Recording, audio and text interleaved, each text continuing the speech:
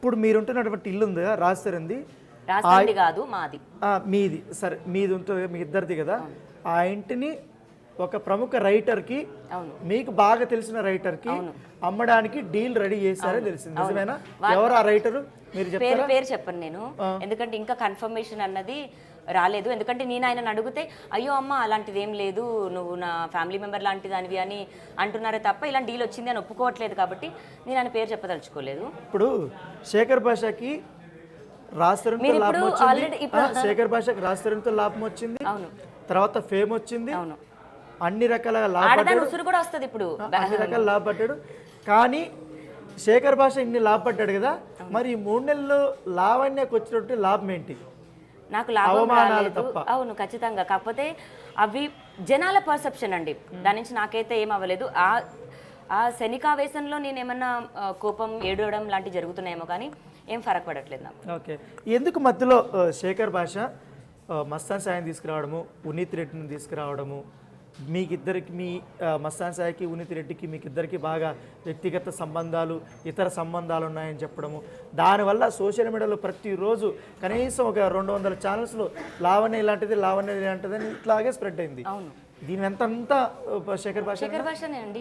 ఇప్పుడు మస్తాన్ సాయికి ప్రాబ్లం ఉంటే మస్తాన్ సాయిని వచ్చి కూర్చొని మాట్లాడమనండి, యూనిత్కి వస్తే యూనిత్.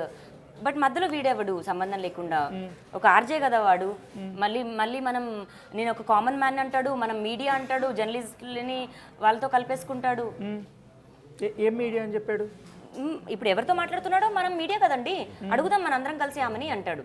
నువ్వు మీడియా ఏంట్రా అని నేనేమంటున్నానంటే, ఇప్పుడు రాజస్థాన్ సైడ్ అయిపోయాడు, మాల్వి మల్హోత్రా తీసుకొస్తానండి ఇప్పుడు వాడిని రాజస్థాన్ని. శేఖర్ భాష లోపలికి వెళ్ళాలని కూడా నేను వెళ్తున్నందుకు నాకు ఒక టైంలో హ్యాపీ. ఓకే, ఇప్పుడు మీ గురించి నెగిటివ్ కాదు, నెగిటివ్ తిట్టుకోమనండి, నో ప్రాబ్లం, నేను ప్రూవ్ చేసుకుంటాను. కోర్టు నాకు తప్పు అని చెప్తే, కోర్టు నాకు శిక్ష వేస్తే నేను తప్పుడు దాన్నండి. కోర్టు వెయ్యాలి కదా. శేఖర్ భాష అక్కడికి ఏం తెలుసు, వాడు వచ్చి వాగేసినంత మాత్రాన నాకేం ఇది కాదు. అంటే ఆయన చెప్తున్నది అంతే, మీరు బూతులు బాగా మాట్లాడతారు, అగ్రెసివ్గా మాట్లాడతారు. చూడండి ఈ ఆడియోలో ఈ అమ్మాయి ఇంత గట్టిగా అరిచింది, అందుకే రాజస్థాన్ భయపడిపోయాడము, అందుకే వదిలేసాడు అనేసి చాలా వరకు చెప్పాడు కదా. ఆ ప్రభావం మీ మీద బాగా పడినట్టుంది. పడింది. బట్ అదే ప్రతి ఒక్కరికి ఆలోచన అన్నది ఉంటుంది. ఆలోచన అన్నది కలిగితే శేఖర్ భాష చేసింది అర్థమవుతుంది. శేఖర్ భాషకి ముందు నేను మీడియాలోకి వచ్చినప్పుడు నా పరిస్థితి ఎలా ఉందో, నాకు అది వస్తే గనక నేను ఇంకొంచెం ఈజీగా గెలుస్తానండి. గెలవడం అయితే కన్ఫర్మ్, ఇంకొంచెం ఈజీగా గెలుస్తాను. మామూలుగా మీరు ఇంటికి వెళ్తారు కదా, ఇంటికి వెళ్ళి పడుకోగానే పొద్దు నుంచి శేఖర్ భాష అన్ని ఇంటర్వ్యూలు ఇచ్చింటారు కదా, ఒక్క వీడియో అన్న చూసిట్టారు కదా? ఏది చూడలేదు. ఒకవేళ మీ దగ్గర దృష్టికి వచ్చింటారు కదా, అసలు అవి చూడగానే శేఖర్ భాషని ఏం చేయాలనిపించేది మీకు? నాకు ఏది అనిపించలేదు, కానీ ఒక డ్రగ్ విషయంలోనే చెప్పు మొహానికి తగులుంటే బాగుండేది అనిపించింది. మొహం మీద చెప్పు పడింటే బాగుండేది అంతే. ఆ ఒక్కరోజు మాత్రం కొట్టాలనిపించింది, ఎప్పుడు శేఖర్ భాషను కొట్టాలనిపించలేదు? లేదు. కానీ లావణ్యని మాత్రం ప్రతిరోజు శేఖర్ భాష అదే భయం వేస్తుంది. రేపు పొద్దున వాడు ఇప్పుడు బిగ్ బాస్ లో కూర్చొని కూడా లావణ్య వాయిస్ లేకపోతే, లావణ్య గురించి టాపిక్ లేకపోతే ఎట్లా బతుకుతాడు అనిపిస్తుంది. ఓకే, ఇప్పుడు శేఖర్ భాష ఫైనల్ డెస్టినేషన్ చేరుకున్నాడు. ఏంటి లావణ్యకి ఎప్పుడు అనిపించలేదా నెగిటివ్ ప్రచారమో లేకపోతే పాజిటివ్ ప్రచారం వల్ల బిగ్ బాస్ లోకి వెళ్ళాలనిపించలేదా ఎప్పుడు లావణ్యకి?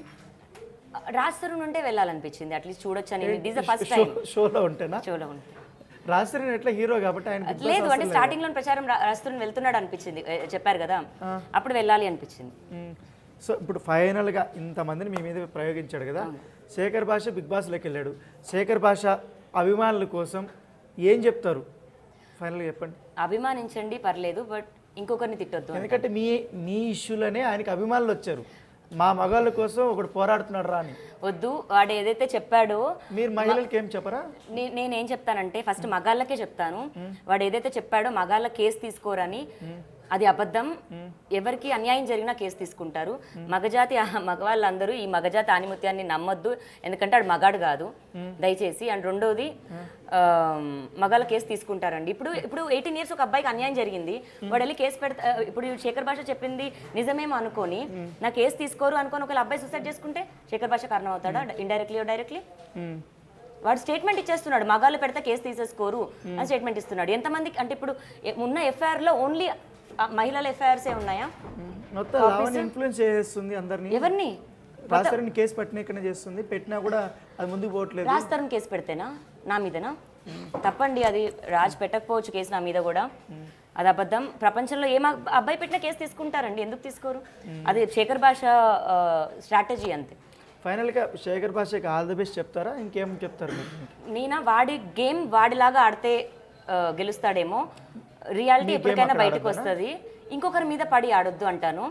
మేబీ ఇప్పుడు వాడు లోపలికి ఒకవేళ వెళ్ళిపోయి ఉంటే జనాలకు ఇంకా కొంచెం ఈజీగా అర్థమవుతుంది వాడు ఎలాంటి ఆట ఆడుతున్నాడు అని. లేదా ఒక్కరోజు 2 రోజులు నటించగలరు, లాంగెస్ట్ అయితే నటించలేరు. తొందరగా వాడు వచ్చేసి బయటకు వస్తే బాగుంటుంది. లేదా నేనే జుట్టు బట్టి లాక్కొస్తా. జుట్టు కూడా మనలాగా అయితే పోయి ఉండదు. ఇప్పుడు నాకు స్ట్రెస్ వచ్చి ఇంకొంచెం రాలిపోయింది. వాడి జుట్టు బాగానే రింగుల జుట్టులో స్ట్రాంగ్ ఉంది, తీసుకొచ్చి బండకేసి కొట్టేలాగా. నేను ఒక ఫైనల్ క్వశ్చన్ అడుగుతా.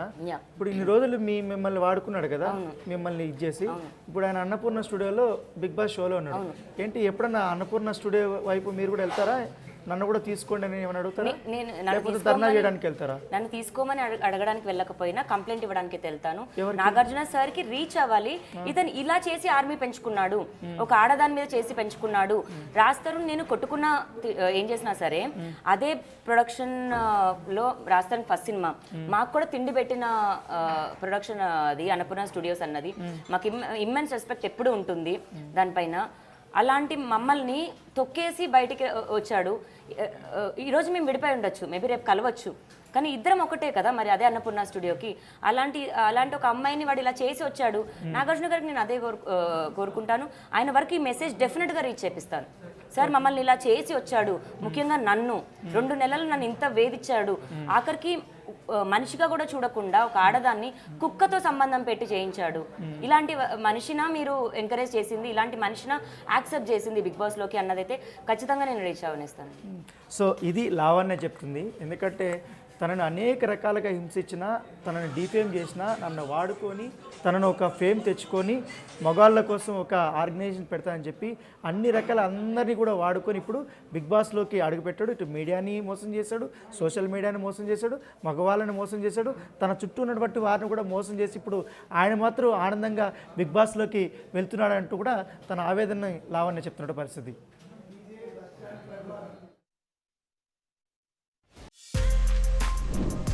For more videos like this, subscribe Big TV channel.